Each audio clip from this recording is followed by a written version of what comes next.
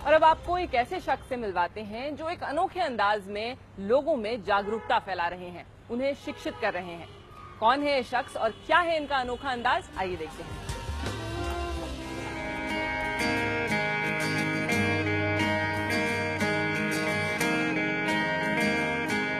Cycle पर झोला, आंखों में कुछ सपने और मन में विश्वास, बस इसी के साथ निकल पड़े हैं आदित्य अपने मिशन पर। और मिशन है देश भर के लोगों को शिक्षा की अहमियत समझाना।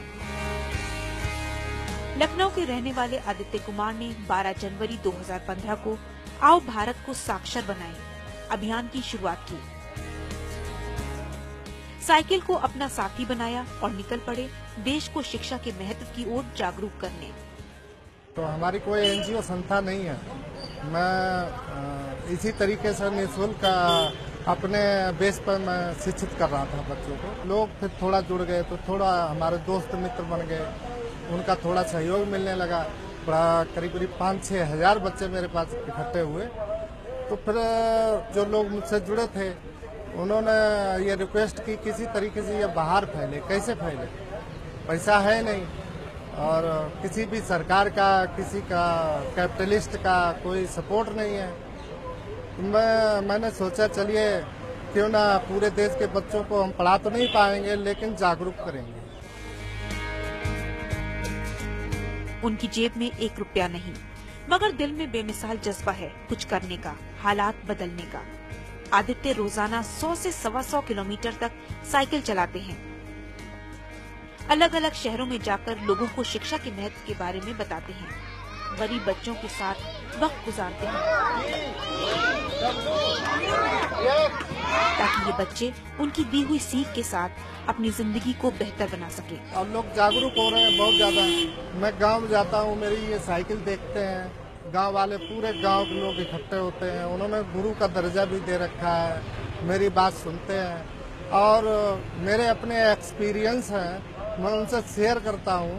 और इतना मुझे अपने में विश्वास है कि जब हम लोगों से अपने कांटेक्ट करते हैं और बच्चों को इकट्ठा करते हैं तो मैं उनकी मात्र 1 घंटे में ट्राई करते हैं, कोशिश करते हैं जीवन बदलने की। मौसम कभी उनके इस सफर में बाधा नहीं बन पाया। सर्दी, गर्मी या बरसात की परवाह किए बगैर वो अपने इस अभियान को हमेशा जारी रखते हैं।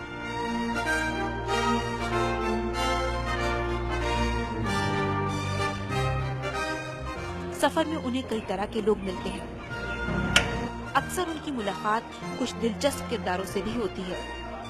शिक्षा की ओर लोगों को प्रेरित करने की इस सफर में ये अनुभव अक्सर उन्हें भी कुछ अहम सीख दे जाते हैं।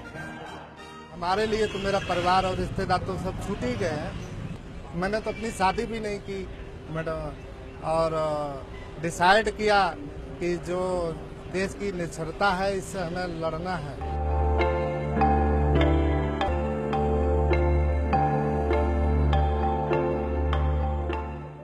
कई बार इस सफर में उन्हें हफ्तों तक भूखा भी रहना पड़ा है। इसके बावजूद उनके इरादे जरा भी नहीं डगमगाए। उन्होंने ये संकल्प लिया है कि लोगों को शिक्षा के प्रति जागरूक करने के लिए वो साइकिल पर पूरे देश का भ्रमण करने के बाद ही अपने शहर लखनऊ लौटेंगे। आज मेरे पास खुद ही कपड़े नहीं है, चप्पलें भी टूट गई हैं, मेरी क्या नाम खाना नहीं प्रॉपर मिल रहा है, तो खांसी भी होने लगी। जानबूझ के कहाँ से दवाई लें, कहाँ क्या करें, तो मेडिटेशन अपना करते हैं।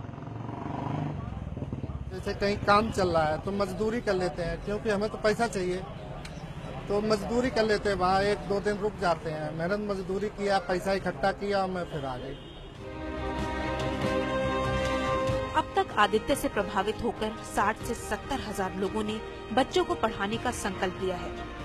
वो जिस भी शहर में गए उन्होंने अपनी छाप वहाँ के लोगों पर छोड़ी और आज बहुत से लोग उनसे प्रभावित होकर उनकी इस मुहिम से जुड़ भी गए हैं। बागपत में एक व्यक्ति इतना प्रभावित हुआ कि उसने पूरी अपनी संपत्ति लगा करके क्या नाम एक गरीब बच्चों को निःशुल्क पढ़ाने के लिए स्कूल और वृद्धाश्रम का उद्घाटन इसी 20 मार्च को हमसे करवाया।